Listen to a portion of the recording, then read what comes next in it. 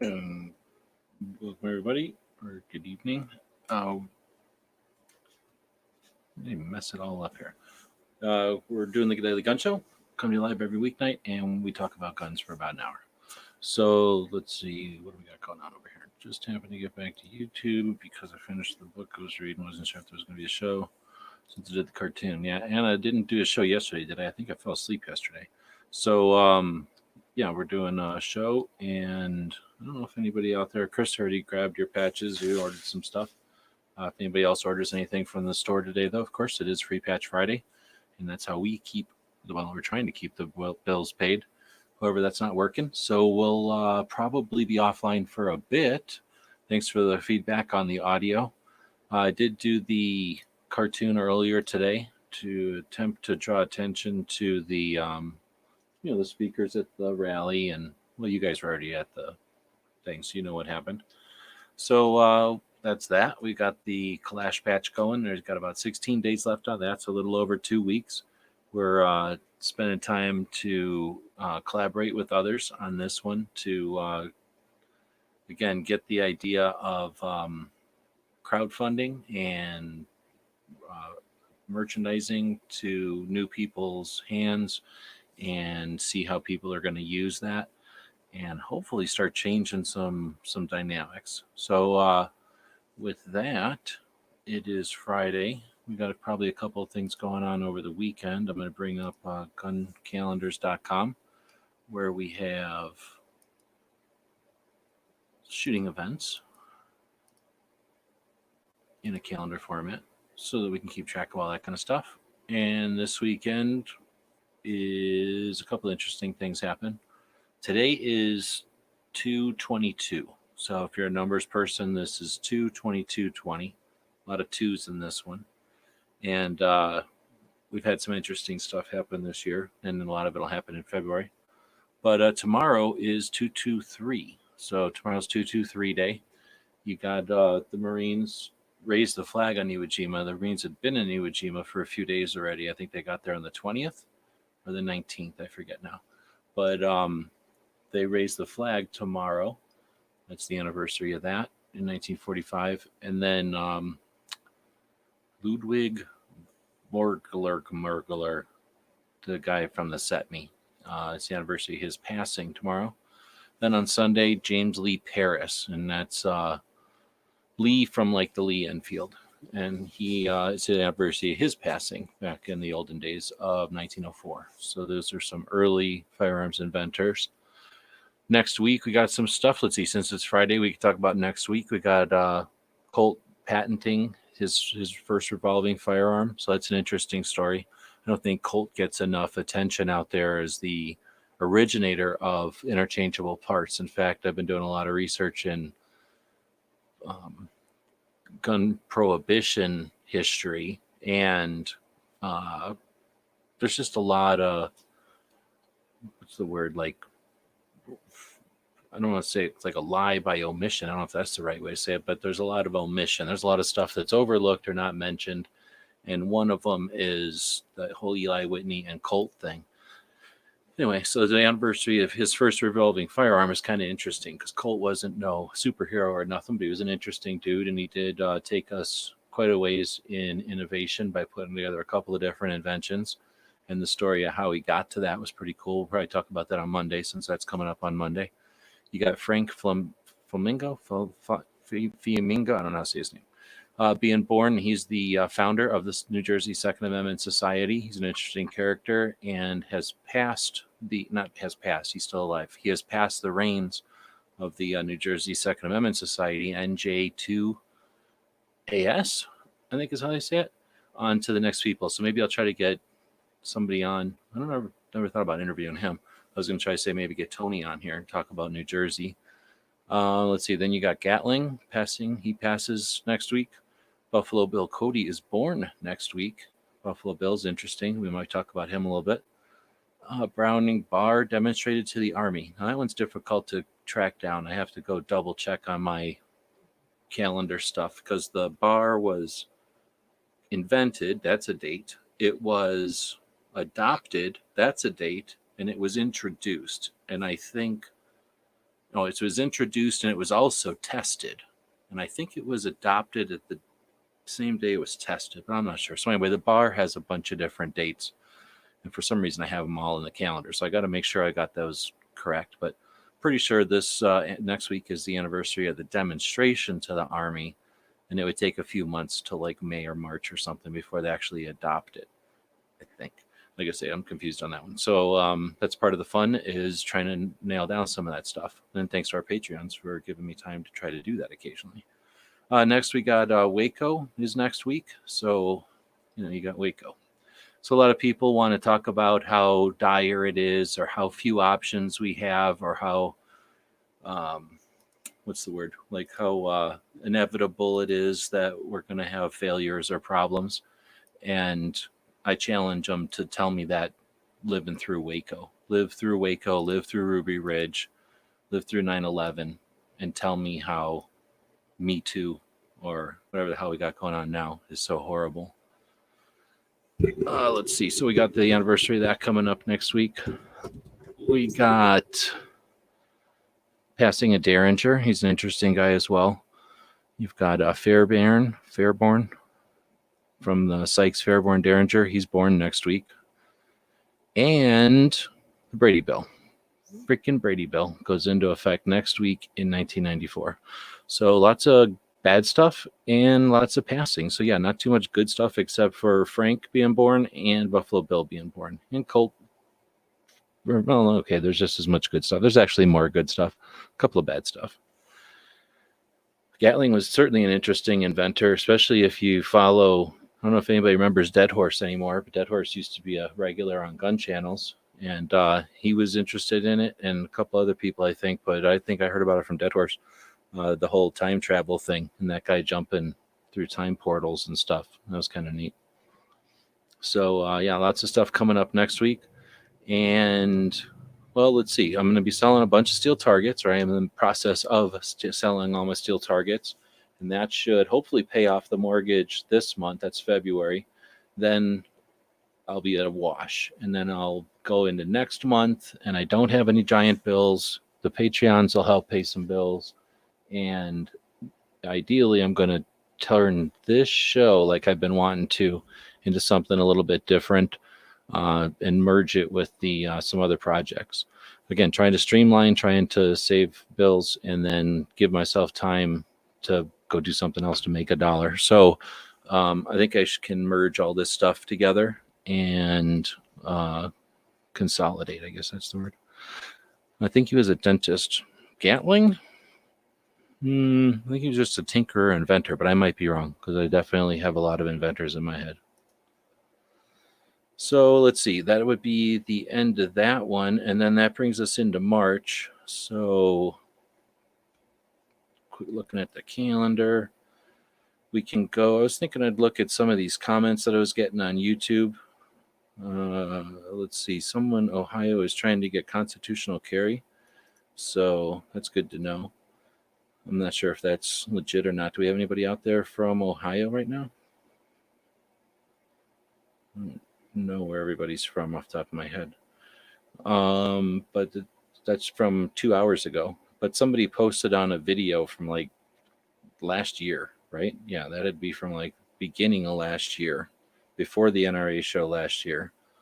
And then somebody posted or commented on that video. Gatling was educated somewhat where, I guess we can do this stuff. Hold on. He might have been I know that I'm thinking of the explosives guy was a doctor, I think. Let's see. So then another thing I wanted to bring up from the comments over on YouTube was that Jeff Knox commented on the one from the Tiahrt Amendment. That was yesterday on the 20th, right? Today's the 21st. And yeah, so Tiahrt Amendment is where the guy from Kansas said, let's make it so that the ATF's business stays their business and bad guys can't use it.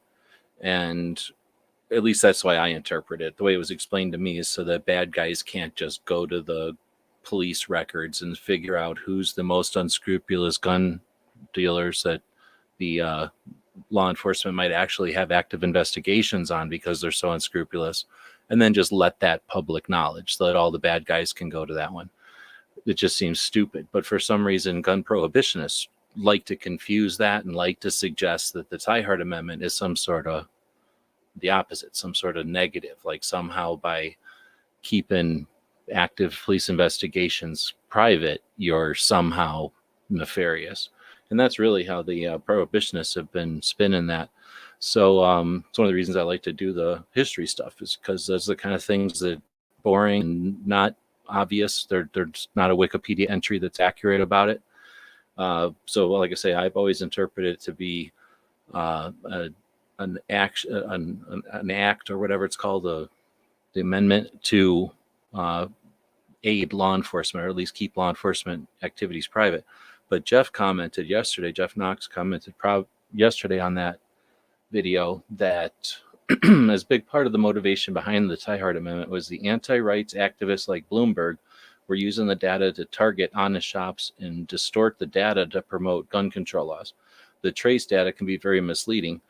And this is like the traces that 4473s when they get traces when a investigation goes on and they want to trace a 4473. They'll call the gun shop and say, give us the information about this 4473. So 4473 is the paperwork you fill out. It's on paper, literally, or at least up until recently, it's been on paper always. And then it was in a filing cabinet or something, some kind of boxes or somewhere. I think it had a stipulation. They have a stipulation on their license that says it has to be fireproof, and a lot of guys keep it in a safe. Kind of depends on how much stuff they have. They'll put it in a fireproof room or something, but they're official documents and they're part of their license. So it's part of their regulation. They have to keep the records, the 4473. So, and one of the reasons they have to do that is because two things: the government is not legally able to keep that information about us gun owners or our guns, really, except for the 1934 guns,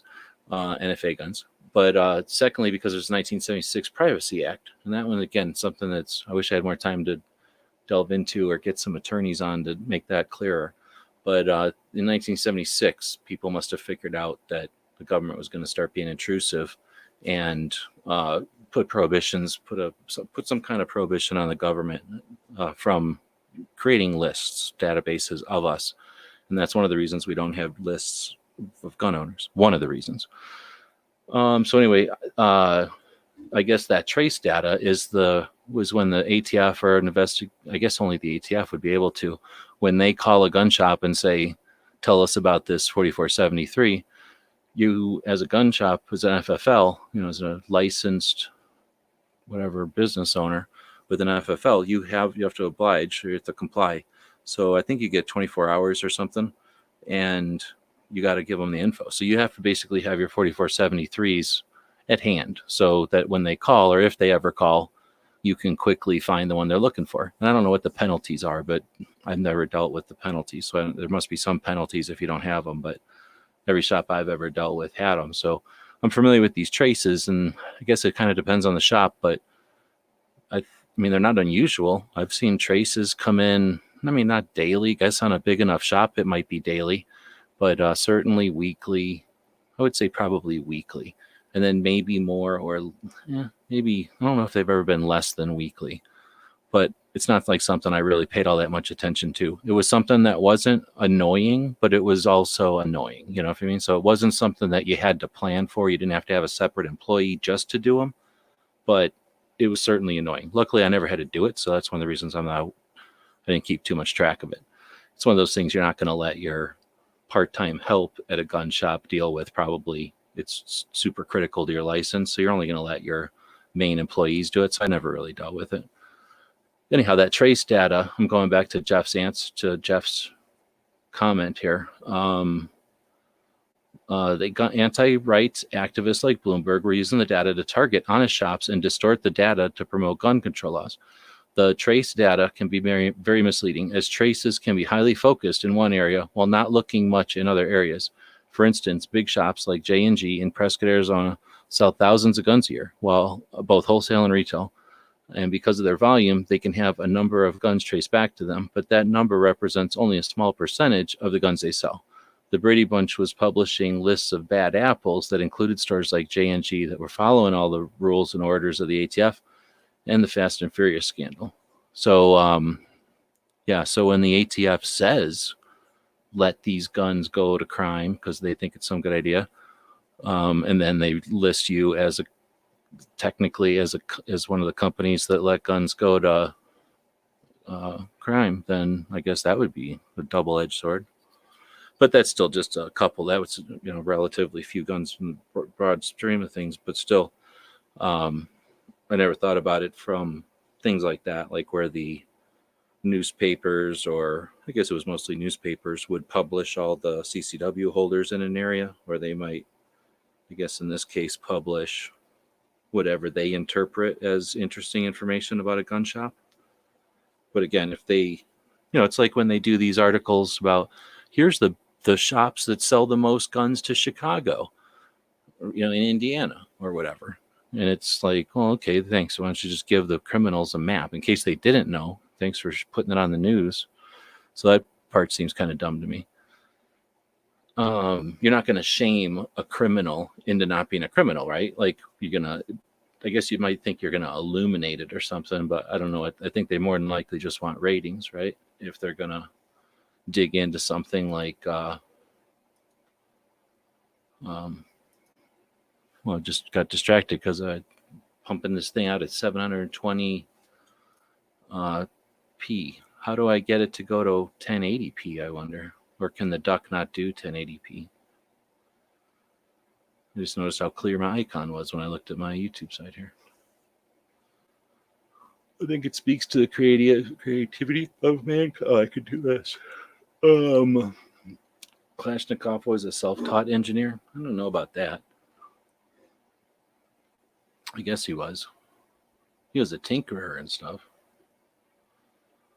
But I don't know if he was an engineer. That's the part I'd be not sure about. So let's see. I can flip this thing over to live chat. So it is 18 minutes in. I only got 5 people watching, so it's up to you guys if you want to keep watching or doing stuff. Looks like it's mostly DM, Chris, and HVS. Is Ghost still out there? Or that's it. So, like I say, it's up to y'all if you want to keep going or not. He started in tanks, but got shot or hit or something. And then, look, it's going to take a while for that to show up over here on the duck. So you said tanks, and now finally comes up on the ducks, however long it's been, like an hour.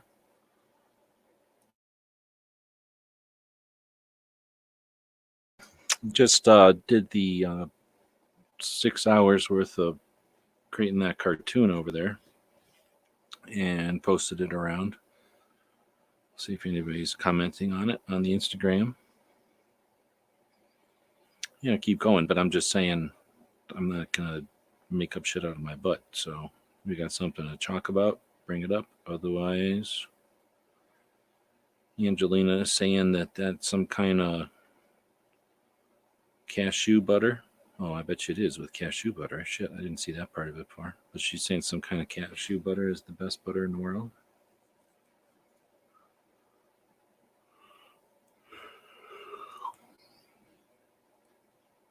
A bunch of people are commenting on me on the Instagram post I put up there earlier. And then I just posted. Did I just post one? No, I didn't just post one. It glitched on me. I was about to just post one, and it glitched on me. How many people? There's only 5 people watching, but how many people out there that use Instagram have it glitch on them? It's been glitching on me fairly regularly for a long time now. All right, getting the second estimate in here. Dang it. It's a little less shipping, I guess.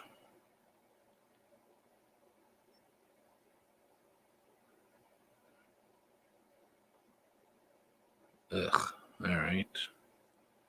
So I just did a little bit of business right there and go back over here. and see if anything's going on. Butter is the best butter in the world. I don't know. There's different kinds of butter though. I've never been a butter person though, so I don't really get into it. I don't really like putting butter on stuff.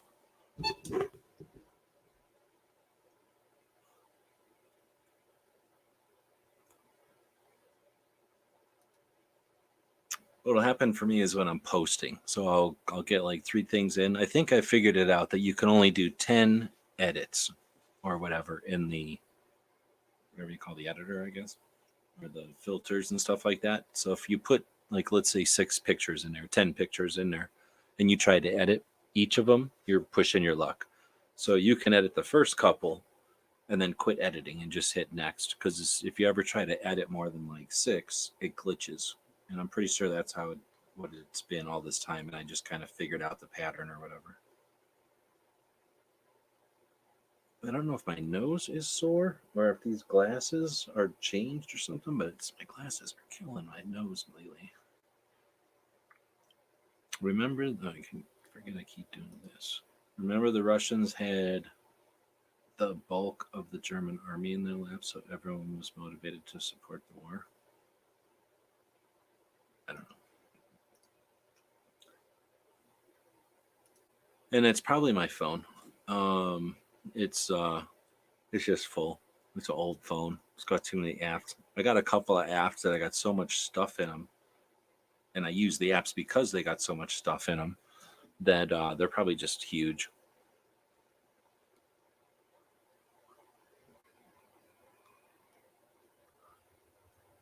I don't know if it's worth posting more than 4 at a time, but I think it's better than posting like 10 posts in a row of something that may or may not be interesting to people. But yeah, if you post one with like 6 or 10 pictures behind it, I'm sure most people aren't going to click all the way through to the 10.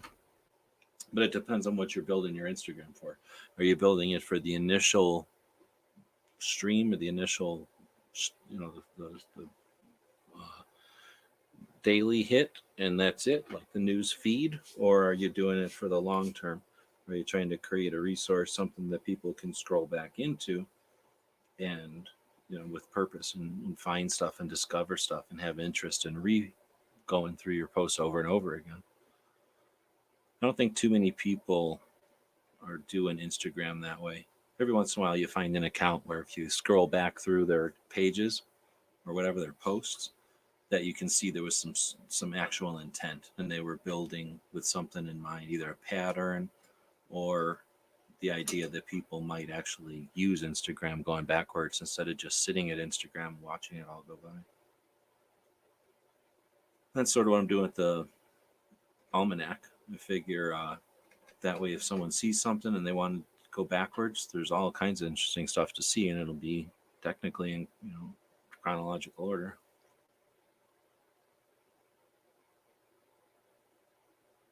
Like my phone is a Galaxy 5, I think. I have a cover on it, so I can't see what the back of it says, but I'm pretty sure it's a 5 only. So it's not like a very new phone or anything.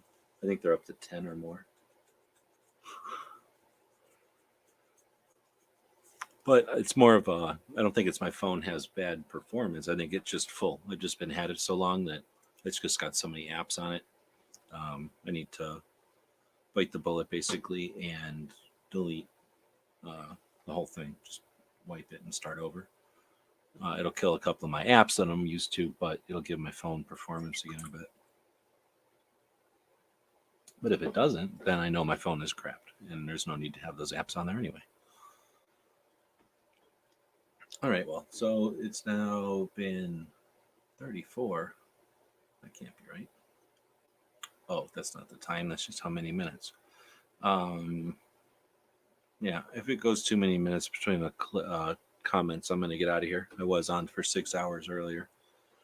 And yeah, nobody's been wanting to join the show. So I'll take that as a sign that nobody's, wants to join the show. So we'll wrap it up at some point here.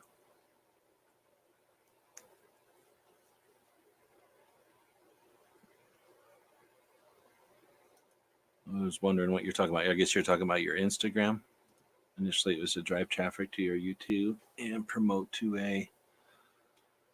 Yeah, I mean, social is just tools, so it's like a screwdriver or karate practice. Some people are going to take karate practice so that they can say they've taken karate practice, and some people are going to take it so that they can get exercise, and some people are taking it so they can defeat the school bully, and others are taking it to learn a type of meditation and what. So that's all social media is. Some people are using it as a weapon, some people are using it as a crutch, and some people are using it as a microscope, and some people are using it as a telescope, right?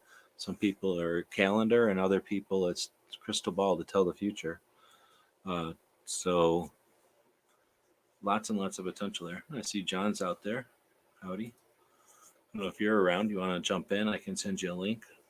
I was about to wrap it up. There's nobody been really jumping into my chats lately. Let's go look at what John's had on his shows the last couple of days. So I'm going to jump over to the YouTube. And I guess I can screen share over here. What's all on this screen?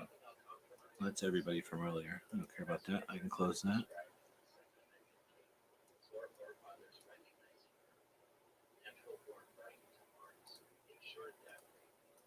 All right. So if I can shut this thing up, we will go to Herb's channel over here. This is the one I always go to. You got like 3 channels. I don't know why. So I go to this one, and it's easier to read because of these yellow things. I think that's the reason I go to this one. I guess I didn't watch this one. Well, doesn't it put up a thing when I watch them? Oh, you'd think I'd have the little thing when I watched them. Anyway, so you had the arms list guy on this week. You had this one. I think I watched this one, but I watched it in like 4 chunks, so I'm trying to remember. Or maybe I'm thinking of this one that I watched in like 4 chunks. Did you see the fight at the Sanders rally? This one, you guys really were just kind of shooting the shit on this one. Oh, since John's out there, I'm compiling some info. So send me an email sometime with your. I'll just. And then let's see. This one was. It shouldn't be a business model. Yeah, and they got their new card and GOA. They're gonna be. Who was this guy? I'm trying to remember. I think I watched this one in 3 parts. But yeah, this one was interesting. Hearing about how Or they get bounced around to different. Hearing about how they're getting sued or whatever, and probably something interesting for future whatever research or focus would be that concept you guys brought up in the arms list chat number 57 about Bloomberg's got a bunch of money. He's the 14th wealthiest person on the rock that falls, goes around our sun. He's got a lot of money, and he does, fund basically the various organizations and how they're playing zone or whatever that's called. Like they'll send one on this campaign, one over here to try this strategy, one over here to, fall down so that the other one looks better. So he's definitely using them like a big game of chess, maybe Risk or something. So that I know people have talked about it before, but I haven't found anything specifically mapping out all of what he's got going on. And I don't know. I don't know if any of I've never been in the behind the doors type of meetings or whatever. I don't know if the pro-gun owners' rights side pays attention enough to track like the gameplay or whatever, the strategy of the Bloomberg side. I would think with a single player like Bloomberg running most of it, either he does run the show and it's a strategy that can be figured out, or he just says, here's money, go do what you're going to do. And it's just chaos. And he's happy with chaos. And that's possible either way, I think. Seeing that's the Virginia Citizens Defense guy and Republican Party. Okay, thanks. Been watching a few. I guess it's because of the election coming up. But I was going to say I've been seeing a few more shows where they've had people on who are just, they're like most of the time I watch shows. People that come on are like, wrote this book, or like I'm a member of this organization, or we're here to, I don't know, do something 2A. But then lately it's just been like, what's this person's thing? Politician, or like it'll say Republican. Oh, you know what it is? These speakers rallies that I've been going to. They'll have like the list of speakers, and it'll be like somebody I've heard of, somebody I've heard of, somebody I've heard of, and then just some name, and then for like their credential or like their reason that they're there, Republican. You go, okay. So I guess those people have to be there. But again, are we using 2A rallies to preach to the choir, or are we using 2A rallies to educate the representatives who show up either by obligation or because they're desperate to learn about what we're doing?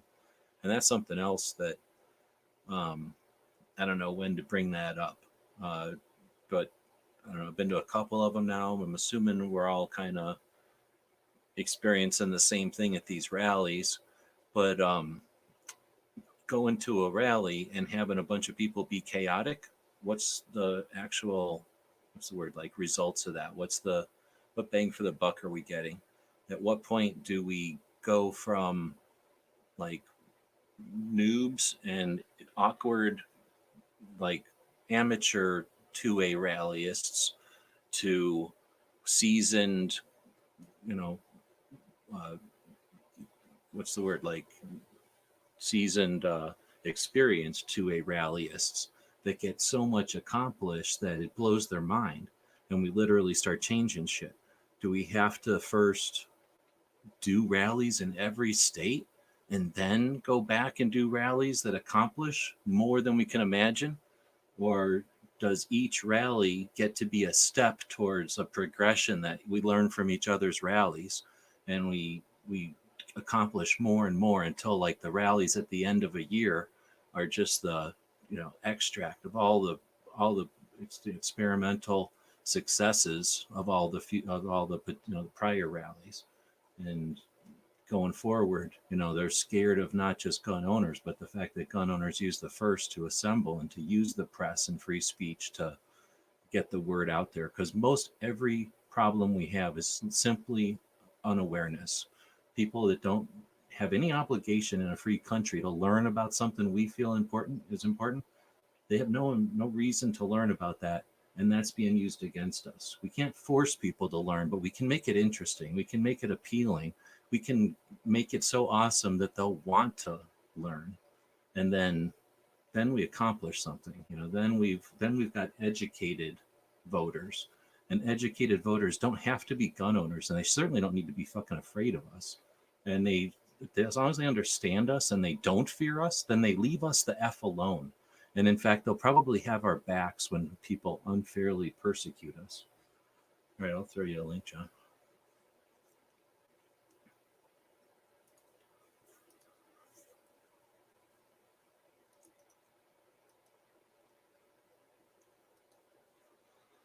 Since I'm throwing a link up there, I'll throw it to a couple other people, but those are all people that never join anymore.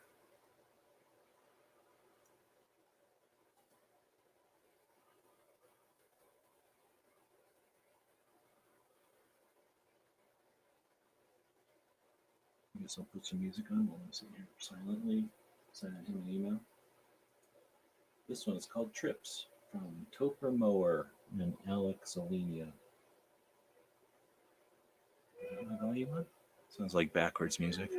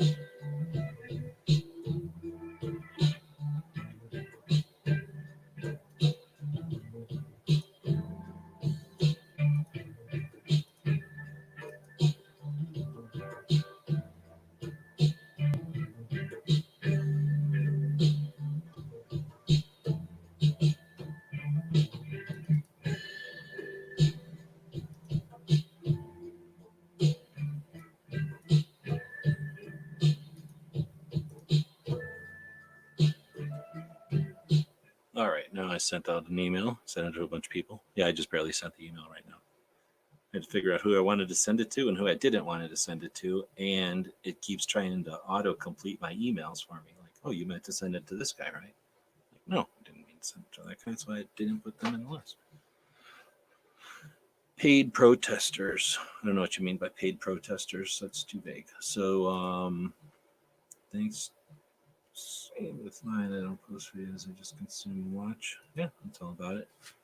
You got to have accounts in order to watch and comment. And even if you don't comment, if you just because you feel that's like not anonymous enough for you, if you're liking and stuff, all that stuff's important.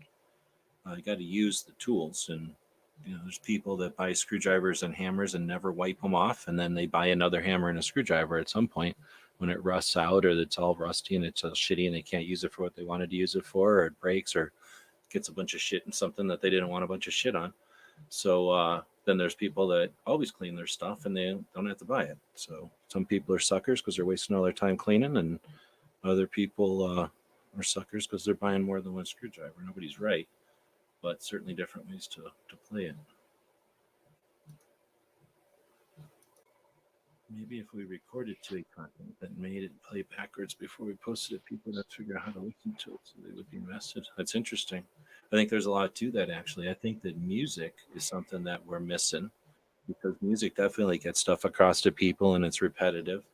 I think that there's been a couple of efforts for what do you call it, like media, like movies or something.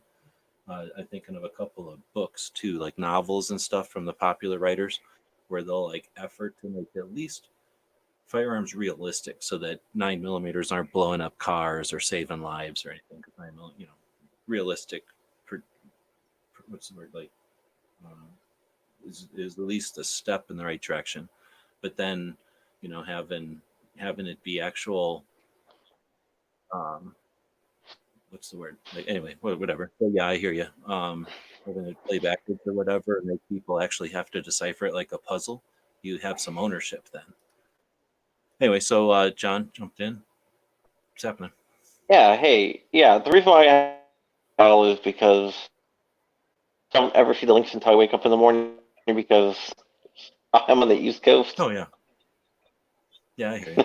Yeah, I keep doing it at night because I know there's third shifters and people that are up for holiday or something. So, and I just can't do a show in the middle of the day. It just cuts right in the middle of everything else. Yeah, Anyway, I'm usually sleeping when you do your shows. No problem. We're just working on some new studio equipment and stuff like that. Just working there. Getting ready to head to bed in a few minutes. But yeah, I just wanted to talk to you. What you're talking about? The lobby day in Virginia. In mind, so that's a good thing. I honestly I understand exactly what you're saying, but I think we need to do more more things like for lobby day file. I know Virginia is kind of a situation where it's not in place, but I had a friend who's been going to all the different lobby days for all the different states around. He was like, Virginia's was like all Fed can, and he's like West Virginia. It was like really, and it's hard to find anything, and no one really knew what was going on and stuff like that. Right on. Yeah, so we don't have professional 2A activists. I just drove up to the Arizona one, right? I drove up to the Albuquerque, well, the one in Santa Fe in New Mexico is next door, right? So next door for Arizona in New Mexico is a 10-hour drive. So it was more than that. It was 8 hours each way. No, it was 10 hours each way. What am I saying? It was a 20-hour drive. So I drive 10 hours one day. I go to a rally for 2 hours and I drive 10 hours back. And I'm not bitching. I'm just, observing like that's how far away capitals can be from each other. So I go to the Arizona one. That's closer. It's only 2 hours something away. So I go up there and I come back. And on the way up there, I have to pass it's like a racetrack for boats. Like if you're going to race boats around in Arizona, they don't make a giant lake. They just cut a racetrack and fill it with water. Does that make sense? So it's like this big Yeah. oval of water that they race boats on. And I only know about it because I used to go to concerts there as a kid. So I always look over to see if they got any boats running around, because sometimes you can see the boats running around. So anyway, I see a whole bunch of, and there's also a regular racetrack there. Oh, I think there's actually a whole shit ton of racetracks. But anyway, there was a whole bunch of trucks there, like I'm gonna call it like the pit crew or whatever it's called for racetrack or for race cars that go around and travel to different races and stuff. I don't know nothing about sports. So but the pit crew or whatever, like I'm sure I don't know how many cars they might carry, but one of them's probably cars, the other one's probably tools, whatever they might need, right? But I'm guessing, I mean, how much does a semi truck cost? Just the cab of a semi, the front part of a semi is not cheap. The whole back end that's yours is not inexpensive. And then to customize the inside of a truck is not, I mean, they didn't get a truck because they're putting a cot in there. I'm sure it's like insane in there. And that's for one team. I saw a whole parking lot of these trucks. So 2 or 3 trucks per team, depending on how well known the logos were on them, maybe 4 trucks or 3 trucks. So I'm just thinking that's one sport, that's one event, and those are, just one of many teams that are there to race. And what do we have for 2A? We have people that are awkwardly struggling to throw a tip jar out there as they, like I'm doing the same thing. You juggle, you throw out 2 things that are interesting for the one bitter pill of Second Amendment, like knowledge or something. You got to you got to acknowledge that you're going to lose interest. You're going to lose the whatever you've gained by treading water or swimming a little bit when you start throwing out this kind of stuff, unless it happens to be the 5 minutes out of a day that somebody's interested in listening about it because it's come to a head, or because they think there's going to be violence, or because they want to see something, fail or whatever. So the frustration is that, we're not whatever, it doesn't attract the sexiness or whatever. There's no, I don't know, thirst for that. And we don't have somebody who's going around. I was doing the math on it. I compiled a list before ours of the however many rallies are coming up. And there's a couple that you can't go to the both of them because they both happen on the same day. They're not close enough to each other. And since none of them happen longer than 4 hours, and 4 hours honestly is kind of long for a rally. People don't want to stand there for that long. So unless you've got a large enough rally, or it's in a large enough state where you assume people are going to come and go, so you have to make it long so that enough people can actually show up. And like there might be 10,000 people there at a time, but 40,000 people will cycle through. Like that's different. But in a state where, there's just nothing going on, like New Mexico, so many people are going to show up, so many people are going to show up.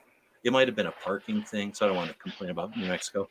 But so basically you've got these, you've got nobody who can go to all of them. I think I was getting into that. Like I priced it all out, and just to get to them all, it was, I forget how many miles, 20,000 miles, so hotel rooms based on the number of days that it would take, something like $25,000, right?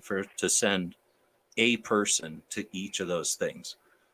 Now, whatever, you could do it a different way, or you could fly or something. So maybe 20 to 40,000, depending on how fancy you needed your accommodations, or how often you needed to travel home and all that. But that's what we're talking about. To have one person, it would cost $25,000 ish. What does one of those trucks cost? What does a sports thing cost? Like, tell me what $25,000 costs in football. You know what I mean? Like, I can't even imagine in all the things that cost money in football. Where's $25,000? It's got to be towards the bottom. You know what I mean? There's probably the grass costs more than $25,000. I'll bet you they pay more than that in footballs, right? Like the actual balls themselves, just for a professional team that needs to have real footballs all the time. And Yeah. we're over here with, a bunch of people who have to either have boobs or bullets and blow shit up, or I don't know, bully people. They have to be mean or something. They have to do something that's, sensational in order to get attention, and then try to either slip in something. And then at that point, you've either got to, at least in my experience now, you've got to be so like willing and spent so much time to keep the views that you're just not even aware anymore of what's actually happening in 2A. I think the only exception to that is Jared that I can think of right now. Yeah, Guns and Gadgets. Yeah. Yeah, but he's still like, I'm sick of hearing commercials. He should not need a commercial. Like that should not be an issue for him. He shouldn't even have to work. We haven't had somebody who's put that much time and effort into it since I don't know when, and he still works and is a dad of multiple kids and kicks out that much content. And then he's trying to do commercials on top of all that. It's shameful, honestly. I think as a, like I say, when after seeing a bunch of trucks I don't even know what sport it is, and I'm not bitching. I mean, capitalists, drive whatever car you want, root for whatever boat race you want.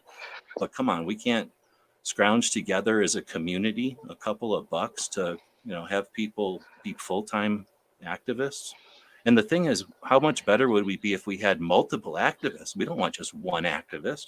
We want an activist who cares about FUD shit. We want an activist that cares about concealed carry, right? We want an activist that cares about military interests. We want an activist that cares about victims, right? We want a team of activists that are like all full-time and that actually be focusing on this stuff. We don't get that. We get lobbyists, and even the lobbyists I know are part-time. Yeah, I'm bitching. But anyway, what's going on since you only got a minute with you? What's happening with Gunathon? Let's use the minute to archive a little bit more about Gunathon. Gunathon is going great, man. It's ramping up. We have tickets are flying off the shelf. Got a bunch of really cool stuff. We're going to be doing some breakout sessions on 2A stuff. Why you can go there, you can check out new gear, you can go shoot, you can go listen to speakers, and then you can have breakout sessions with different people,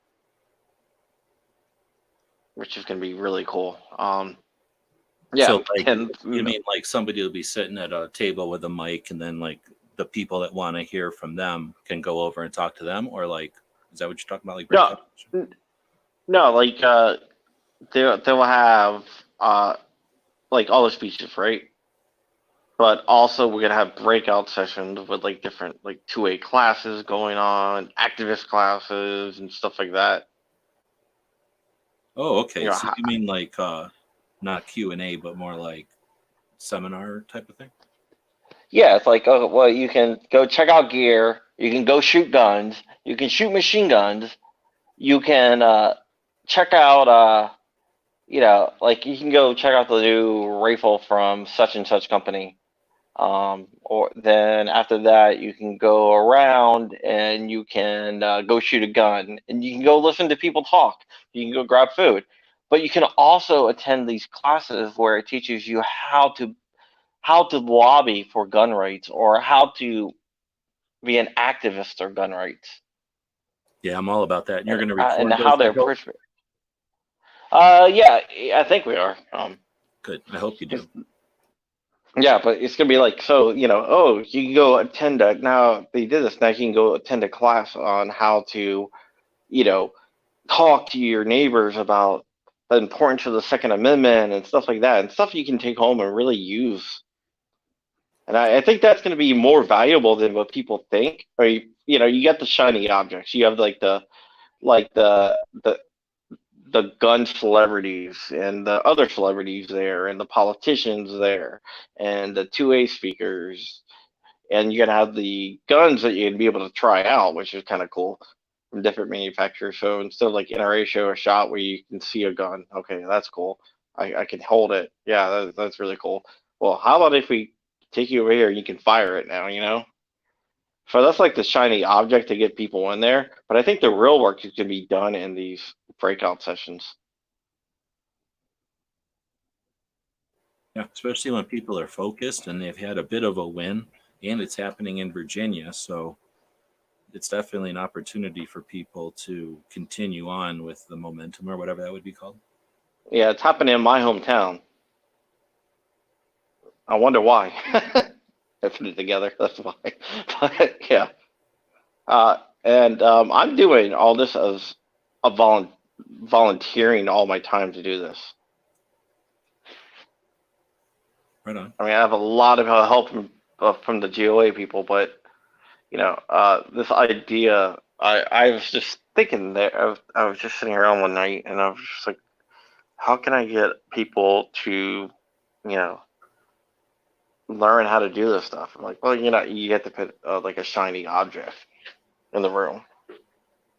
I'm just like, well, how about this? I like it. Is there a logo for it? Oh yes, there is. It's on the top of my Facebook, my public page. Real John Crump on Facebook. Or you can go. I think the new logo is on Gunathon.com as well. Okay, I got it. Yeah, the one with the GOA is the O. Yeah. Yeah. Okay. Yeah, that's pretty good. Yeah. So I mean, it's in Virginia. It's gonna. So what we're talking about though is a multi-day event, right? It's actually one day. Well, it's a 2-day event, but there's one day where it's shooting and like you can go see stuff. And there's also a dinner where we're going to be. You can actually buy a ticket to a dinner where you can hear more in depth about 2A activism and stuff like that. And all the profits go to fighting bad gun laws, which is really cool. Well, profits, but I mean, it's not like it's expensive or anything, is it? What do you mean expensive to go? Yeah, the tickets, they're like $5, right? Or $10? No, they're like 50. Oh, I thought that was for the dinner. No, the dinner is 100. Oh, okay. I know. It seems kind of expensive, and it is. Nah, not really. I mean, if it was supposed to be like, hey, come out and get sold a bunch of goods or something, then yeah, you don't want to pay for that. But when you're going there to learn and you expect to have like services provided, like stuff, then yeah, I can totally see paying $50. Plus, Yeah, I with mean, the fundraiser. you can. I mean, we're gonna be giving away like guns like throughout the day. So let's say you like 1,000 people show up, and we give away 10 guns. That's still pretty good odds. Probably better odds than anything else. And you get to meet like celebrities, and you get to actually interface with like senators and congressmen and people that you wouldn't usually. So you can actually lobby there for whatever you want. So it's going to be a cool event. It's different from any other event. We got really lucky. Silver Eagle Group is where it's being held at. It's a gun range, but they have an event center that's connected to the gun range. Oh, okay. So like a convention center, like a place you'd hold a gun show type of thing. Yeah, you could. They haven't held a gun show in there, but yeah, you definitely could. Been mostly used now for MMA fights.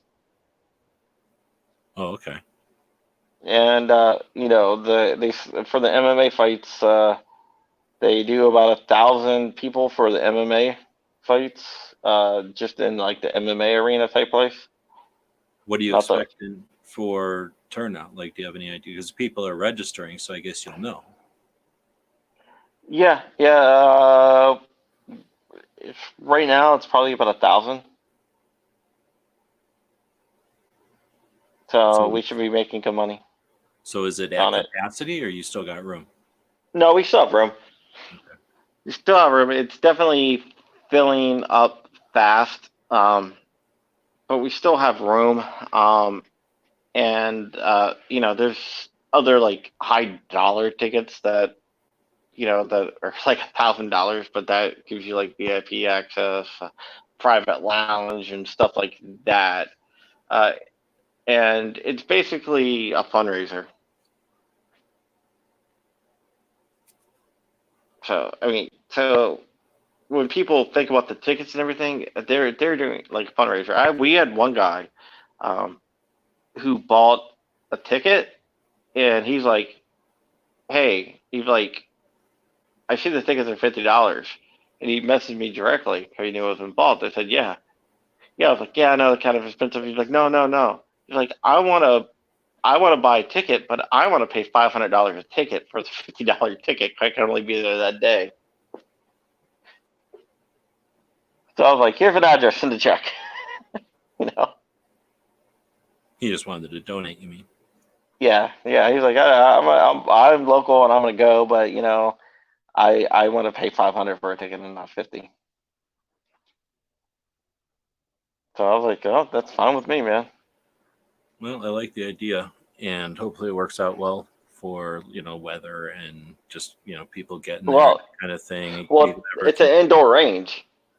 Well, I just mean, like getting there. If there's like I mean, it's not a time when there's snow, but if there's some sort of something that causes transportation issues or something like that, you can't really, whatever. That's the kind of stuff that can get with you or mess with you anytime.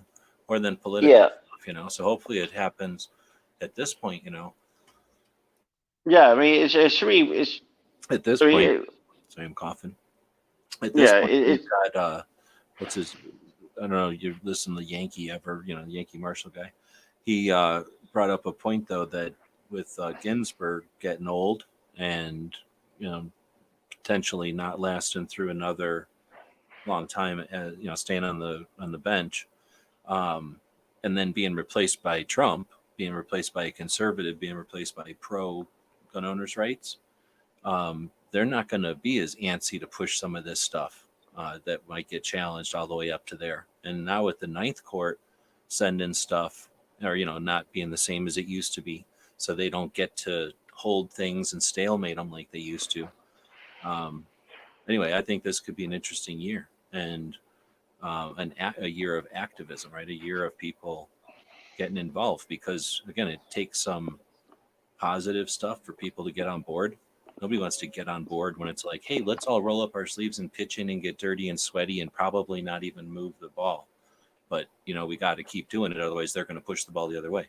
Very few people want to jump in, but when the ball's rolling and all they got to do is drive up and look cool and take a bunch of selfies while the work's being done by people that aren't in the selfie, then you know what I'm saying? Like, you get all kinds of people wanting to show up to that. So that'd be awesome if a bunch of people show up and like I say, I agree and disagree with you. In Virginia, right now, the work is hard. And the work is nasty. And we're getting massive turnouts on everywhere. Well, massive turnouts in the one rally you're talking about? No, other rallies. There's been multiple rallies and multiple board meetings. I mean, if you go to a board meeting, a county board meeting, yeah, that's like what I'm Fairfax. Interested, yeah, because the rally, Fairfax. That's neat, but when the actual stuff happens day to day, that's the pressure that is like, what's the word? Like, they can't miss that pressure when you've got people in the room with you every time they're meeting. Well, for example, Fairfax County is very blue, very liberal, right? Very anti-gun. And every time they have a board meeting, like, it's filled to capacity, and there's people standing out in the parking lot. I mean, they're turning out, people signing up to speak. The board meetings are going for like 6 to 8 hours, and it's just people speaking for Second Amendment, and they're not even considering Second Amendment thing. But people, when they do the open meeting where you can talk about anything, and they give people like 3 minutes, and it's like 6 hours or 3-minute speeches, and people can't even get into the buildings every single time. And at other places, it's like that. Board meetings are just insane. Frankly, I'm shocked about that.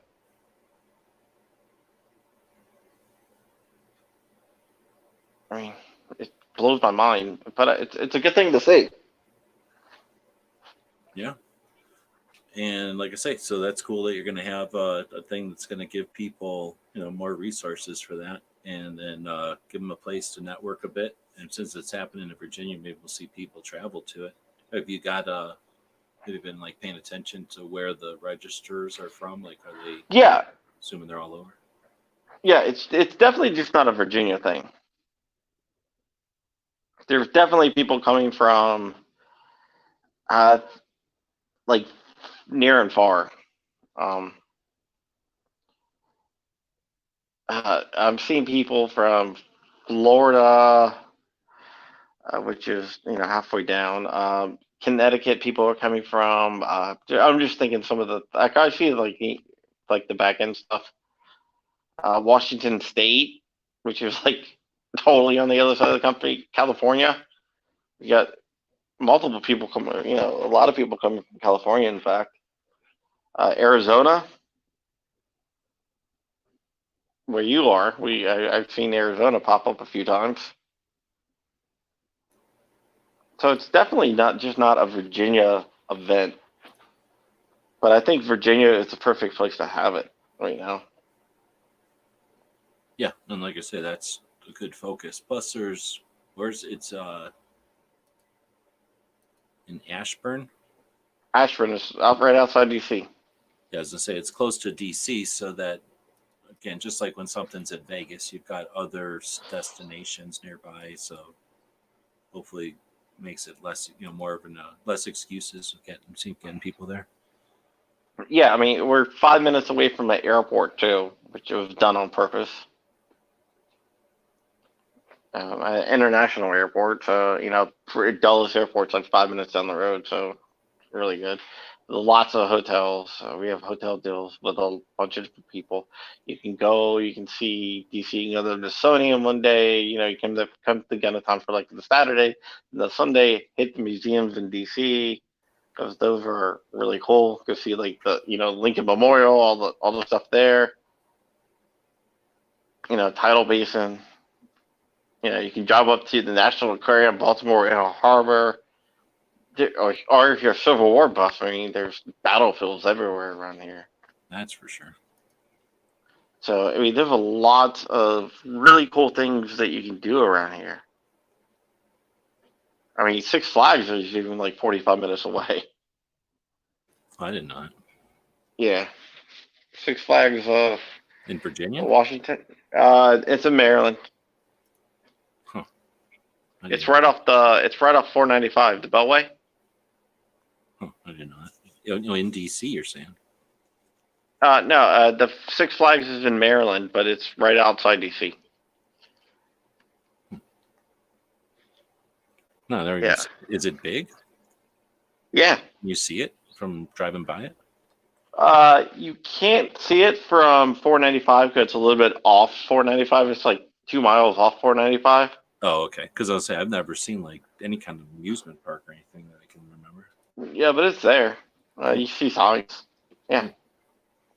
It's 45 minutes away from Ashburn, so you can even hit. I'm not even sure if they're open. They open on weekends in April, end of April. So yeah. So you can even hit an amusement park if you wanted to. There's tons of stuff to do. So hopefully people will come for the weekend and get to know people. I know some of the celebrity people coming or going to do like like an open shoot the day after as well. At the same place? Yeah, I think so. So they're probably going to be like, so you might go to do that too. I mean, that's not officially part of Gunathon. It's just some of them got together and it's like, hey, let's go shoot the day after and invite whoever. Well, that's kind of stuff I'm saying. Like, when you go to, let's say, a shooting match, and then at some point somebody figures out, hey, if we bring lunch or dinner or whatever, that could be a thing. Like, everybody needs to eat after this, and it's far from town or it's far from a restaurant or whatever. If you go to a gun show and somebody figures out, hey, let's, I don't know, let's all drive our fancy weekend cars to the gun show, and then after the gun show, let's all go drive around the whatever route and go eat lunch or something. So you get these traditions that start up after people do things again and again, right? With repetition. And looking forward to seeing events like this start and become, another thing. We've got gun shops, we've got gun shows. We had both of them for a long time, and that's about all we had. And then, there was the industry trade shows, and those were effectively hidden because they weren't even hardly mentioned, let alone there was no access to them. But nowadays there's so many, or there have been so many events that have been sort of private, either for media or for friends of friends, or like in the know, or some sort of exclusivity, just because ammo costs money, and and not everything can be for everybody. But nobody's really put any effort into an alternative to the gun show or a gun shop or the range. I guess that's another place we can meet.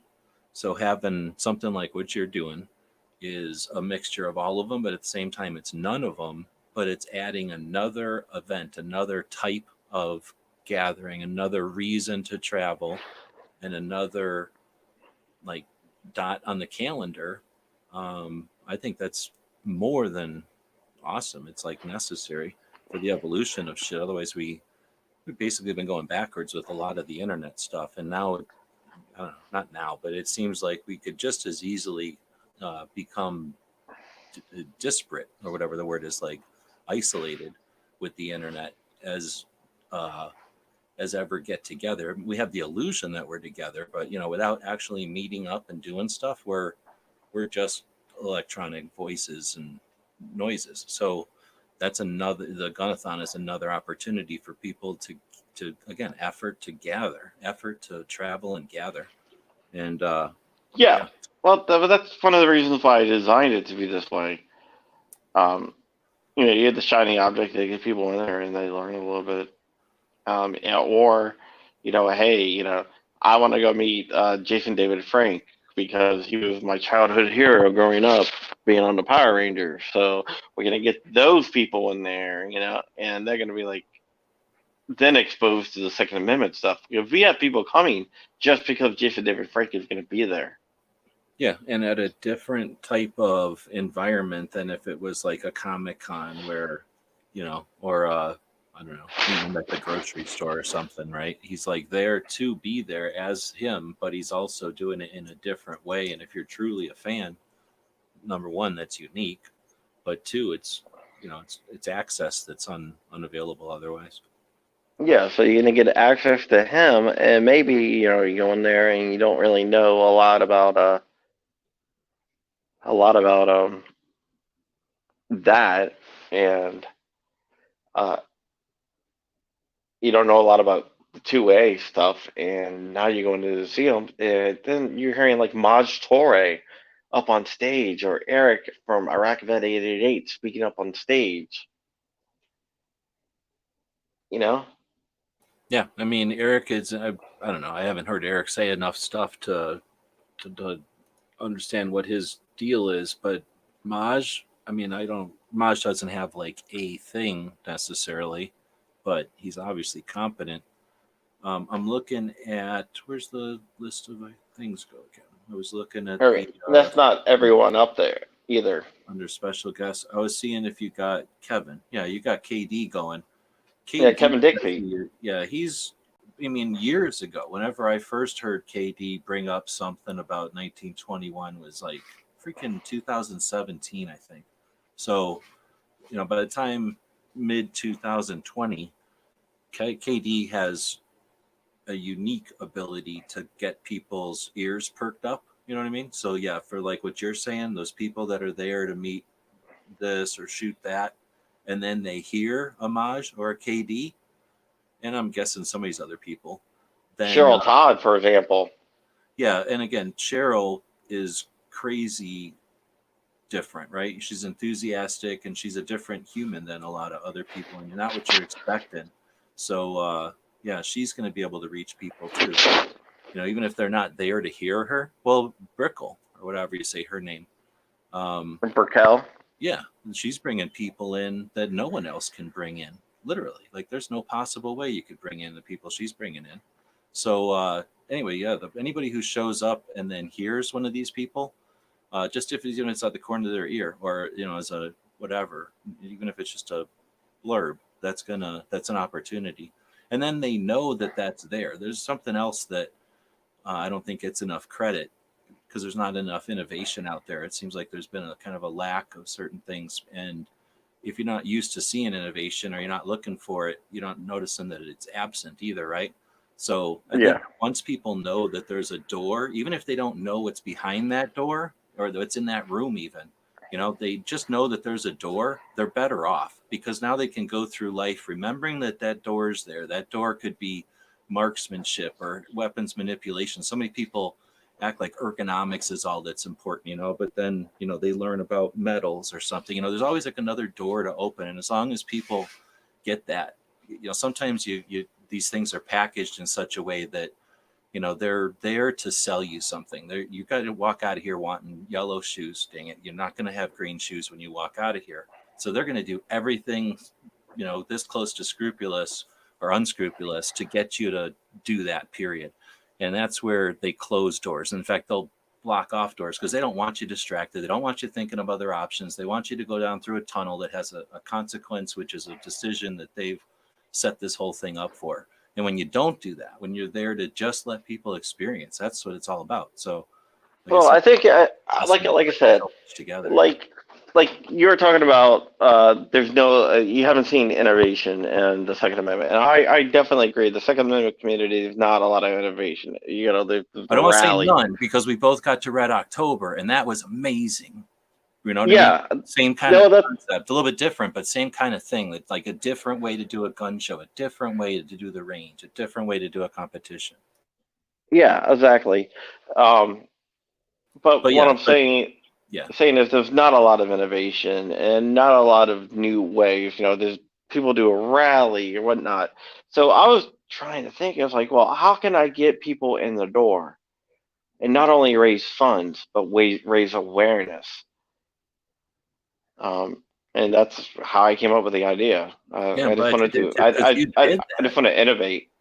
Yeah, and you did that before this. Virginia was like a hot topic and easy. I mean, now it's easy to say, yeah, do something in Virginia because look what just happened in Virginia. Of course, this is the time to throw something down. But you started doing this a year ago and came up with it before that. So that's what it's all about, is following through.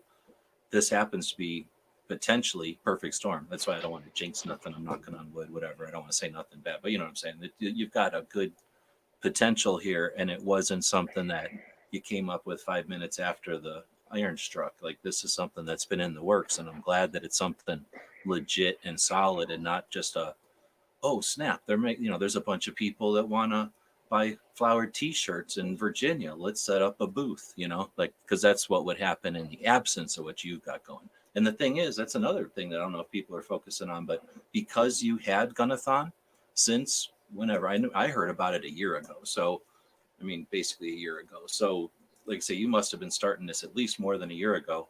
So that it's a planning of something like this, and I mean, it started out as like a little, well, let's go do this. Then I just started like innovating, and the plan to do something like that, because it's never really been done the way we're doing it. No, not at all. But the thing is, if somebody were to come along and go, oh, Virginia's hot right now, like I'm going to sell flowered t-shirts that have guns on them and I'm going to make a fortune, where do I start? They'd have to, they have to look at a calendar and see that you've already got Gunathon down there. So what you've done is basically like you're an antibiotic for the fly-by-night exploitists who would have showed up. They would have been there if you hadn't been. So it's not only cool that you're doing such a cool thing, but the timing couldn't have been better, that you kind of stopped somebody from being a punk. And that would have been a bad thing, honestly, because if somebody would have come along right now and said, look, the NRA's doing bad and I can exploit that, and gun owners are fractured and I can exploit that. Everybody thinks doom and gloom, I can exploit that. They could set something up and call it something horrible and actually do detrimental harm or detrimental good, whatever, do harm to our community by putting something up divisive. So I'm glad that, like, in so many ways that you're doing it. Anyway, I'm not here to pat you on the back too Well, much, since I was thinking about yeah. it. Shit, this is kind of No. Well, one of the things that I also did is, and it's from the very beginning, uh, if you look on the page or whatnot, you see GOA referenced and everything like that. Uh, but you don't really see who's pinning it on, or you know, um, basically, it's a group effort being pinned on, but I'm not trying to say, hey, look at my great idea, I'm gonna patent this idea so no one else can do it. I mean, if you want to do it, go ahead and take it and run with the same format. okay. Well, since we're talking about that, you're right. I mean, you don't have. I mean, you literally, except for just the like, I don't want to say obligatory, but just for like the common, decent like things to say, like this is who it's brought to you by. You don't have a bunch of stuff, and that's fine. I'm basically the same way. So I'm not just disagreeing with you, but I would suggest having an about us page, because I think so often we put stuff together, projects like this, knowing that it's not our first project and it's not going to be our last project, and we do it and we move on, or else it continues and it continues on. But so often we don't think to document, and it's so easy to document when it's happening. Then I'm telling you, when I'm trying to now look back and try to document some of the gun channel stuff, it's almost impossible to just remember. If I would have wrote it down, just a simple act of writing some stuff down as it happened, I'd be in such better shape. So I really like seeing an about us page. I happen to be doing a bunch of 2A history projects right now where I'm looking for stuff like that. I happen to be personally looking for stuff like that. So something like that, like an about page that says like, just some verbiage about, I mean, you might have already wrote this for an AmmoLand article, but this is where the concept came from, and here's why we're doing it, and here's blah, blah, blah. And then maybe after, here was the results of it. And then just something simple like that, because it's going to be there forever. The archives are going to grab it, and then six generations from now, even though you're not looking for credit, 6 generations from now, people will be able to put it in the right place in the file cabinet of history. Yeah, I mean, I guess. I just don't want to. Oh, what I'm trying to say is, somebody was like, yeah, this is a unique format. You need to trademark the format so somebody else can come along and do the same type of event.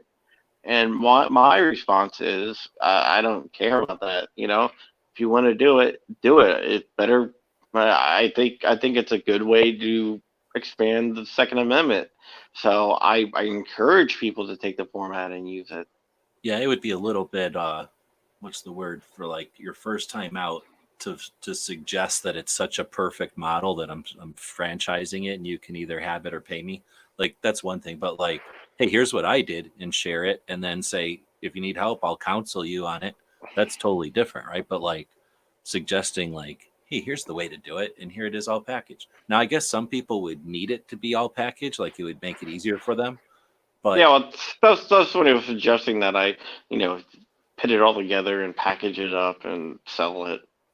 yeah, I guess like I can see that, I guess, because there are going to be some people that need it, but then I would just as easily be talked into the people that need it. Do they need to be doing it? Like, do we need people that are going to be awkward and not legit, like trying to pass off as something?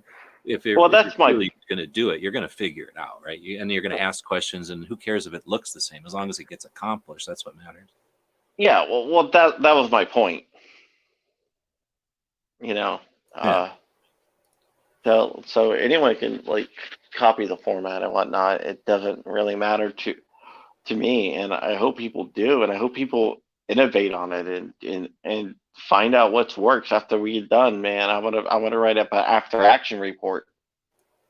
And that's something that I've been. See, I did like a 6-hour chat today. I should have invited you, but it was a Friday afternoon, so I didn't bother to invite anybody really. I was up with Maj. Gun Owners Foundation is it's another one of my ideas, by the way. Not to take credit, but we're doing a 10-city urban tour with Maj, where now he's going to go into like urban areas, and his class isn't going to be like, oh, I'm gonna speak to you for 2 hours or whatnot. It's going to be, it's basically, if you You breaking up, or is that me?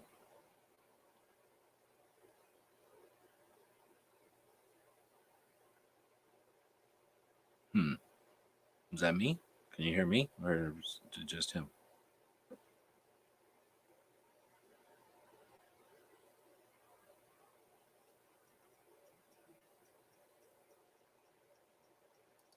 Anyone?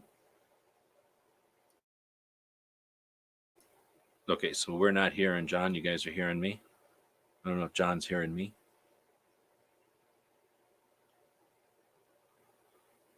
They're saying,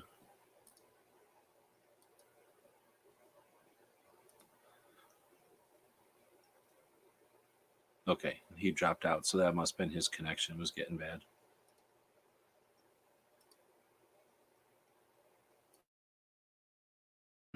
Something that you're kind of kidding, I guess, here, but something I've noticed that's just super frustrating is going to the gun rights policy conference, going to AmCon, going to SHOT Show, going to the New Mexico rally, and then going to the the Arizona rally. What am I missing in between there? Going to SAR Show. So the last couple of times I've been going to these places, last year, half a year, whatever that's been, 3 months, there's a big difference between Gary and Sarge and Clover and Armenthia and Ghost and everybody who's chats on the regular, Kingpin, Night Strike, right? Those people who chat on the regular, and then you go to an event with real life and you listen to the conversations.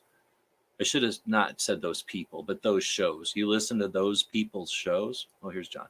So as you got cut out there, I was just kind of riffing on somebody saying that I chat a lot. So I was noticing going to a lot of these events lately that, we chat a lot. And I mean, if you get into it, you can be in a live chat pretty much every single evening from, depending on where you are in the country, most of the evening. And these are going to be live conversations that are mostly organic about guns, about politics, and about gun-related Second Amendment issues. So you get a level of conversation going and a level of, I don't know what to call it, like joint awareness. Everybody's having these conversations so often, and the audience and the people that are participating in the conversations, it's not a speech, it's a conversation. The people in the chat are being part of it. They're bringing news into it. They're asking questions. They're showing up 10 minutes late and asking the same questions. So things are getting tossed around and folded like dough, and you're really getting into them. And everybody has like awareness of what other people's opinions are and stuff. And we have these inner dynamics. And then you go to like a gun show or the rallies or SHOT Show, and you listen to people have conversations, and it's like listening to kindergartners. It's like listening to little children talk about stuff because they're having introductory conversations, and it's just the nature.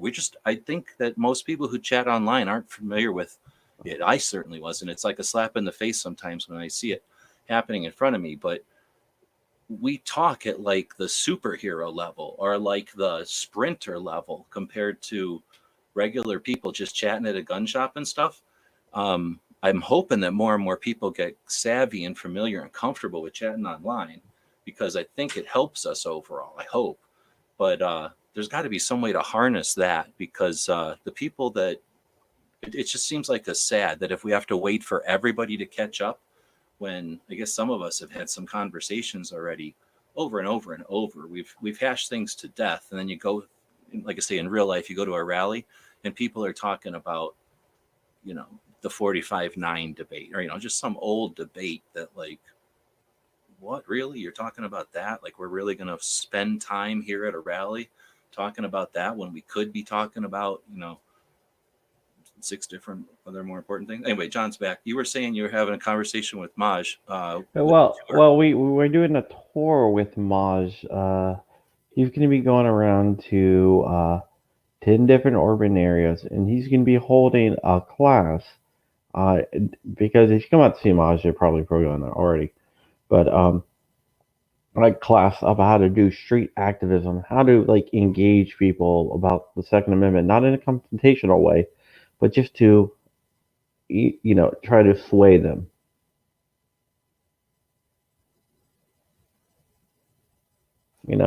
Which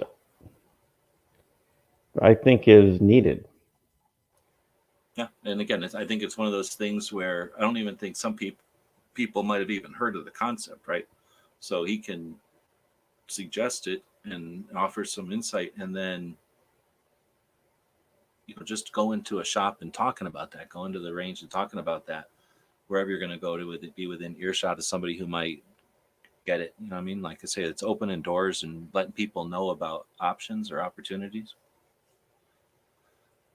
Because that's the one thing about Maj, you can't be a Maj. Like Maj has he's just Maj, right? He's like a personable person, and he's got charisma or whatever. Like he's comfortable and he's able to just go in and have a conversation with people.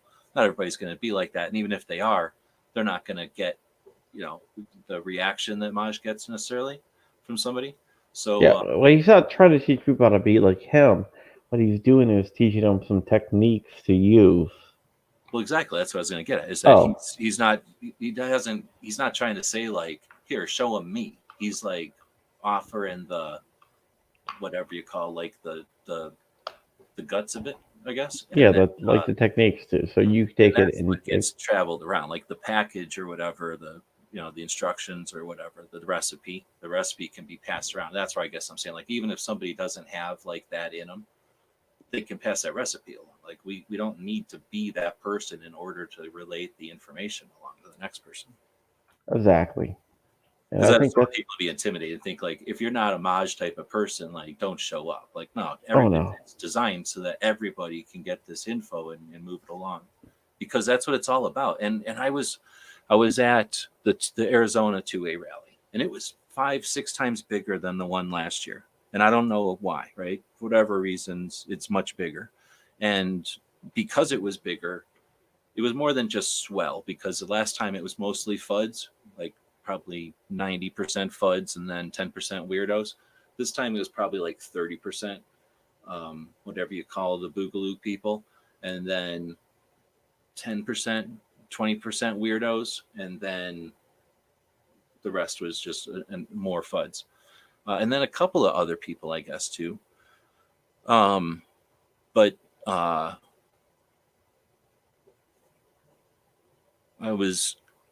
have the Capitol, and we got all the room in the world. So nothing about our Capitol is crowded. We have the Capitol building, the like lawn where the actual event happened, like some parking lots, and then the what do you call it? Like, I guess, memorial to the USS Arizona, right? We're Arizona, so we have a memorial to the ship in Hawaii. And then we got these giant cannons out there from some of the other ships. And that's quite a distance. And it's like a distance physically, but then across like parking lots and lawns. So what you got is people that, and because it was so crowded, the parking near there, the parking lots I'm talking about, were all full earlier in the day. So I'm in the area I'm talking about because I'm walking from a parking lot, and a couple other stragglers like myself are getting there about half an hour late, walking in, and some of them are armed. I'd say half of us were armed with like long guns, so it was obvious we were armed, kind of thing. And then of the people that were carrying long guns, 40% of them, almost 50%, were trying really hard to cosplay the thing, with nods and all the shit, and trying to look like, I don't know what the hell they're trying to look like. So Call of Duty. Yeah, they're trying to outdo themselves now with like the ironic stuff that they got on and stuff. So there was that, but this was just some guy who's like, I would call a normal guy. Maybe like some people would call him a wannabe, probably, or maybe, I don't know, just like a a non-spaz gun owner. He's just a guy who's going to carry his AR-15, but he's not going to dress up in a shirt and cause, be obnoxious about it or anything. So he's just wearing a shirt and he's got his AR-15 on though, and slung in front of him, and kind of like a nice AR, like not a shitty, goofy looking one, not a plain Jane one, like a decent operating AR. And he's just standing there in like normal clothes. And we're like I say, I'm trying to set this up. We're far from the rally. Like we're across a parking lot in the stuff. It's just that we happen to be walking that way because we're even parked further away from is where we parked. And I just overhear this guy talking to a couple, and they were asking him like legit questions. And obviously, for whatever reason, this guy was approachable enough to them that they were asking him the questions, and his answers were like, if we had some sort of a way to grade somebody's answers that we overhear or eavesdrop on, like they'd give this guy an A. Like he did it perfectly. He had it at a pace and with the verbiage and like with the jargon and stuff that they would understand and appreciate. And it wasn't like it was a very well done like explanation of why we were there, and just excellent. I don't know if he's rehearsed it or if he was just that capable, but exactly the kind of representative or ambassador we'd want, right? And what was neat is just I could tell from and I wasn't like standing there. I did try to record it because been trying to record audio lately for people that just to try a different thing. I've been recording audio, and my problem is I do it with my phone, and it really sucks. I think it's designed to listen to audio like right next to it. It's not really designed to listen to audio, a little ways away. So anyway, I did try to record it a little bit, but I didn't try to stand there for too long. But I did get the impression that the couple wasn't American. They were something else. So I couldn't tell. I'm not good at that. Something metric. And that's another thing that like, what is that worth? Like, everybody's gonna, well, not everybody, some people will tell you that a rally isn't worth the time or blah blah blah, or it's not effective because they don't see a result that they think is impressive or necessary. But those kind of things, I just think that kind of stuff is awesome. And when we're talking about Maj, that kind of skill set, I mean, that's the kind of thing he's talking about, doing it like intentionally, like I'm going to go out this Saturday and do this. But you can be at lunch with someone and need that skill set. That skill set can come up next Thanksgiving and be useful, right? Yep. All right. Well, I guess we're selling.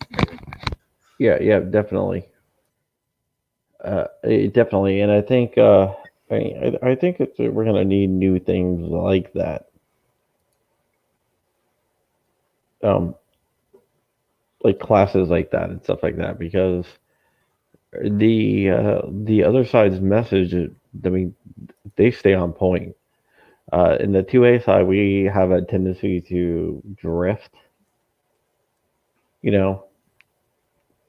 don't know. I don't know if it's a disadvantage or an advantage. We definitely have no consistency on our side, and we have no, like, there's not like the NRA is doing what they could do. If the NRA being the big gun in the wheelhouse, they could be doing like what Eddie Eagle does or what they do with range blueprints. If you ever notice, if you travel around and go to different, state or county shooting ranges that use the NRA blueprint, you're almost walking into the same range. And it's because they're literally using an NRA blueprint that, gives you safety and, able to see stuff, and it's easy to maintain. Over time, they've developed, with their position, like this 1,000-yard, bird's eye view of everything. They've been able to figure out what the best way to make ranges are, and they make that available to everybody. So if you're going to go to all the time and effort to make a range, you don't waste your time. You learn from everyone else, some great ideas on how to make a range effectively. So that kind of stuff, if they would have offered that to a rally type of shit, or just activists or politicians, right? If they'd have clinics that, able and interested people could educate politicians and using tech, so if they would have done some other things more effectively, that would have been great. But we don't have that, and we've never had that. So I'm not going to cry and bitch about it, because that's not necessarily a disadvantage. It's just the way it is. If we had that, we'd be vulnerable like anybody else who has one, consistent, message going through it. We'd be vulnerable to the attack. And as soon as somebody figures out a way to attack it, they attack all of us. So what we've got is something that's disorganized and chaotic, and it certainly isn't always effective, but at the same time, it's hardly ever never effective, and it's impossible for the other side to actually compete against. Now, unfortunately, we have one dude who's the 14th richest dude on the planet who's been harassed. Just the other day, he was harassed for having too much money, and his like defense to having too much money was to suggest he's going to give it all away. So I don't care what you think he's going to do. He said publicly that he's willing to give it all away. And we know that he hates freedom, and the firearms represent individual freedom. So we know what he's coming after, and we know that he's been doing it. So we've got potentially one bad guy there, but that's as much as a, what's the word? Like as much as a disadvantage, that's an advantage. We got one guy. He's super vulnerable. And once he's gone, are we planning for that, or are we just reacting? So I think, yeah, we've got a lot of potential for training each other and learning from each other. And like you said, you're not trying to make this a recipe that the next person can follow or that you're going to sell. It's all about going forward. It's the Reddit concept, or the Wikipedia concept, right? It's the accumulated knowledge and open source concepts going forward. Or am I crazy? No, I think you're right. Oh, I clicked the wrong button. I know that with the kids, with that mindset, some of them, not everyone, but having at least awareness of that concept or that path, they're not going to be, what's the word, like skeptical or apprehensive or unaware. None of that stuff. They're gonna be the opposite. They're willing, they're aware, and they're capable. They've already been doing it with other stuff. So once they turn their stuff on this, it's going to be pretty neat. And again, I'm pretty sure that we're going to be able to kick the living crap out of the antis. I hope so. I mean, it's not a given, but it's certainly a possibility. It's not and oh man, I've been watching some neat stuff. I don't know. You got to get going here, but let's chat again. I'm going to try to, I don't know. I don't want to make my show earlier. I'm going to maybe try doing some invites or something and try to fiddle with it, but whatever, keep it going. But I would like to chat with some people who actually give a shit about stuff, because I've been listening to some stuff, and there's, like I say, with just a little, I think you've talked to Carrie Sloan, right? Yeah. She's talked about having like a consistent marketing message, is the way she brings it up, where, you have like a consistent pro rights message or something. And while that probably wouldn't work, you can't get people, it's like pushing spaghetti. You can't get any group of people, let alone the Second Amendment advocates or gun people or any group of people to actually do anything, but you can offer them stuff, right? You can put interesting stuff in front of them and they can decide to use it or not. But I like the idea of having something where we lay down like an open source set of options, tools, right? Yeah. And part of that is just awareness. Like everybody sits around and you'll either hear conversations in the 2A aware activist community where we're like, hey, we're woke as shit. Like we're fucking down. Like we've had Pink Pistols since 2000, right? We've had 20 years of LGBT in 2A. Like we've had people like Rick Ector and Ken Blanchard since the 90s. Like anybody that tells us we ain't woke, like look at how many female organizations there are. Like they've been around since the 90s as well. Certainly going in hard since the internet in the 2000s, right? Like we've been woke. Now we're chaotic. We don't have an NRA that along the line has archived all that and made people aware. So what we've had is a lot of little individual things happen, and some of them failed and they've come and gone. And if you're not paying attention, it might seem like nothing sticks around or nothing's even happened, but certainly a ton of shit's happened. So anyway, when we're looking at all that, again, I think there's, what the fuck was I going with that? All that. Started to read the damn chats. That's always a bad idea when you're ranting. But I appreciate you coming on, John. I want to have chats where we get people together, because I guess that's where I was going. By getting together, we'll. Well, one other thing before you go, just you brought up Carrie Sloan, right? one thing, and she knows that I'm a little bit upset at her for this. That I saw her do that I totally disagree with was she wrote about the Virginia stuff, and she wrote that NRA didn't do anything. Fine. Then she wrote that GOA didn't do anything in Virginia, and she said VCDL did very little and entered the game at the at the very end to win the bill, and that those groups don't deserve credit. And I think by saying that, and it's blatantly wrong, by the way, but I think that this happened very publicly, so that's why I'm comfortable talking about it. So I think by people like doing stuff like that, it's not kosher. You shouldn't try to knock other people for doing stuff like that. I don't know the circumstances, but I mean, there's always going to be that kind of stepping on toes. I don't know what the hell. Well, it's not even stepping on toes. It's blatant lies. I don't care if she hates you and you hate her. Like I'm saying, there's always going to be people that get along and they don't, or something happens and there's a misunderstanding or they're intentional. Like there's some people that you hang out with that I'll never be in a room with. Like they're unscrupulous people. I do not like them. But that doesn't mean that we're not going to get the stuff accomplished or whatever. Well, what that's what I'm saying. But what I'm saying is, like that situation, for example, even if you don't like think someone, you don't agree with someone, or you don't like them or whatnot, you shouldn't really go after them, and try to dissuade people from following them or, adding to their efforts. I don't know. Like I say, dude, if we get into something that I'm not even aware of, then we're going to go into a downward spiral. All I'm going to suggest is that if we wait for a time when we're all at peace or we're all understanding of each other or we're all like not stepped on each other's toes, we'll never win. Well, that's what I'm saying. That's what I'm kind of saying. We got to figure out a way to deal with that, to build an open source structure that deals with the he said, she said, which deals with the I don't want to be around that guy, which deals with that guy ripped me off, but continues with the big picture to keep moving. Because otherwise we're vulnerable like we are with the unscrupulous people at the NRA or the lazy NRA membership that allowed people to get unscrupulous at the NRA, right? We're aware of these things now, so we can move on. That's all I'm saying is that I don't fucking care. I just use Carrie as an example that she wanted to use a consistent marketing message.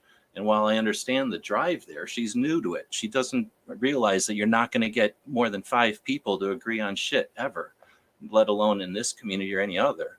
But the concept that you can lay down 5 items in front of people and say, here's what's worked and here's what hasn't. What's your opinion? And then let that 5 turn into 7 or down to 3. And then, have them as community tools. Like I say, open source resources. That's something I think that we can potentially use going forward. And once we see that, like, okay, the community tools here, these open source resources that we've created tell us, for example, and that's what I was getting at before, is that we act like we're so fucking inclusive, but where do we have anything except for the one dude Parkinson's shooter? Where do we have anything for the differently abled going on in 2A right now? Where are we petitioning for the removal of the NFA based on physical handicap? If you're not able to use a standard pistol, why should you not be able to use a Chicago gun? Why should you have to pay an extra $200, right? We should have people that we've got going after like we have with the suppressors, who go after it as a safety, an OSHA issue. We could have people going after because of physical able or disabled. What about age? Where do we have anybody? I mean, we got a massive generation. The people that created all the organizations literally created the tools that we use, created everything about the playing field that we're in. They're aging. And where do we have the aged 2A group? Where do we have people petitioning that there should be no NFA for aged people. Right? Like if you're old, you shouldn't have to carry a gun that's heavy. You should have something in your hand that you're able to use with arthritis. We don't have people that are even, and anyway, so we can lay down tools that allow people to see what we're even missing and who all wants to be part of the thing. And that's where, I mean, I'm not saying I know what they are. I know what they aren't. I've spent lots of time working on stuff that hasn't worked. But I think going forward, we got plenty of opportunity because we're working with kids that are dealing with a whole set of tools that, I mean, we're not even used to working with. You're probably more used to working with some of them than I am, but I probably made some of them. maybe, yeah. We're talking like Facebook and shit. Yeah. So, yeah, exactly. but at the same time, again, you're involved in this end of it too. At the same time, if people aren't going out and doing stuff and seeing what it's like to be part of, gatherings, then they're missing out on a lot of stuff too. And it's just a whole bunch of theoretical. So having the event like we're talking about that you're hosting or that you've created, that's going to be vital to stuff going forward too. It's basically the same thing, giving people an opportunity, showing them a bunch of shared resource. You've got this much stuff to do in 8 hours. Figure it out and then get ready for next year. I'm assuming there's going to be another one. Yeah, well, it's going to be a yearly event. And one piece of advice I would give to people is don't overload yourself with everything that you want to do in the two-way stuff, because you're never going to be able to do everything in the two-way stuff. That's a good point. Well, I took a spreadsheet and I'm like, this is what I need to accomplish. This is what I want to do. And I worked it out, and I spread it out over 7 days, how many hours I would need. I did it per week of I need to fit this many hours in this many hours in that, this many hours in that. And being a dad as well. Yeah. And a husband. And I looked, and I would need 37 hours a day. Interesting. That's an interesting project to have people do. You mean if I wanted to check up on Virginia's 2A laws, if I wanted to check up on what's happening with NRA, if I wanted to check up on any GOA alerts, if I wanted to check up, just doing stuff like that and listing it all out. Yeah, list it all out on the spreadsheet with your other stuff, and then figure out, if it's doable, and then if it's not, cut back on some 2A stuff, because even though you want to do all this 2A stuff, if you're overextending yourself, you're actually going to do more harm to the stuff that you're trying to get done. Well, not more harm, but you're actually going to do less for the 2A community than if you were to concentrate on certain things. So I hear what you're saying about, look into all this different stuff and have all this different stuff. But I don't think that people should concentrate on everything on that list. Oh, that's a great point. Yeah. And I don't think like you just said, it's not really possible, but most people aren't going to be interested in everything. I guess I'm saying more having a selection so that we're more to be aware of what other people are interested in. So many people are interested in or aware of what they're interested in, like long range shooting or steel matches or whatever it is. And then they don't even think about single action shooters. And, maybe single action shooters could be an ally and not just completely unrelated. But yeah, I hear what you're saying.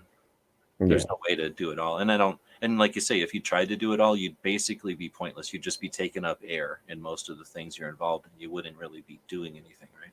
Yeah, you might be taking up space that someone else would come in for that thing and do it.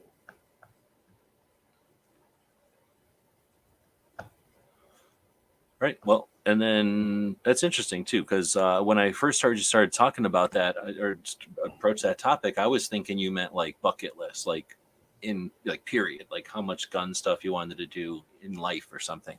So I started thinking about it, and I'm like, dang, I've done a bunch of stuff, and but the thing is, very rarely did I ever set out to do something. Occasionally, I would be like, I'm going to go try to do this, right? But a lot of it just came along, or you're standing there and an opportunity happened, or 2 weeks ahead of time, you find out you can do something in 2 weeks, so you make it happen or something. But so in other words, not like long-term goals or anything.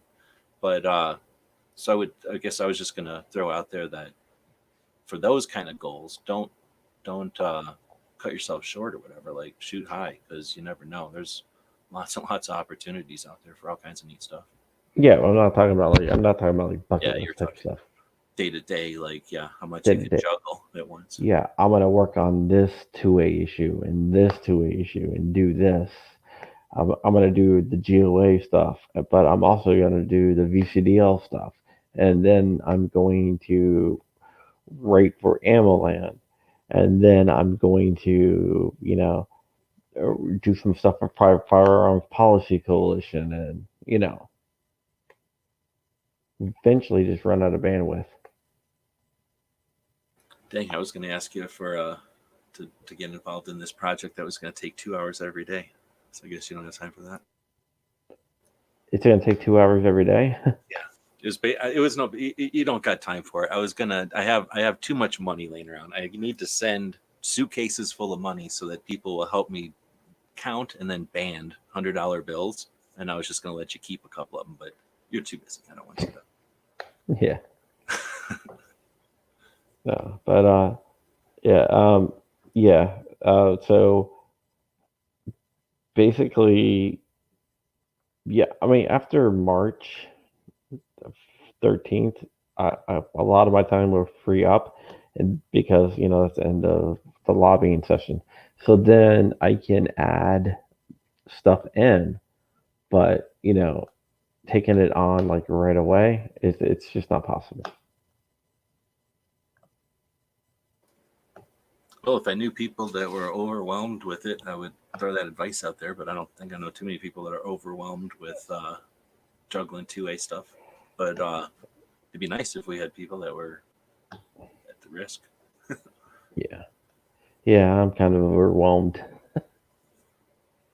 Well, I can't offer advice. You got it pretty much in hand, it sounds like. Yeah. Well, hey, dude, I appreciate you jumping in. All right. We're at 2 hours now. That's 2 hours for 2A, even though we got a bunch of people jumping in and starting to be active here. I guess whoever was corking me ended. I got the overflow came over here, started listening to us because we're the only thing open. So unlike a lot of places that tell you got to go home, I just leave the place open. I don't care. So drink whatever you want, cook something if you want, whatever. Have a good time. Thanks, John, for showing up. Well, all right, thank you. When's your next show? You doing something tomorrow? No. It's I got family in town. It's my youngest's birthday party tomorrow. Oh, right on. And then on Sunday, I'm my new studio, which is what I was doing tonight, setting it up. Just setting up new equipment, new servers and stuff like that. So probably won't be ready to go until Tuesday. I got like a new MacBook Pro and stuff like that. Not MacBook Pro, a Mac Pro, Cool. and stuff like that. So that's going to be my server, and then I got my Restream server set up and some audio equipment going on, and some other camera stuff that I'm getting worked out. Right on. I just recently got upgraded to the laptop. It certainly is neat to have new tools. So look, I can imagine you're going to have some fun with setting it all up and then seeing what they can do. Yeah, getting it all to work and stuff. Right on, man. So thanks for jumping in. Thanks to the people that showing up here at the end. We'll be back to pick up later. All right. Thank you, GeoWeb.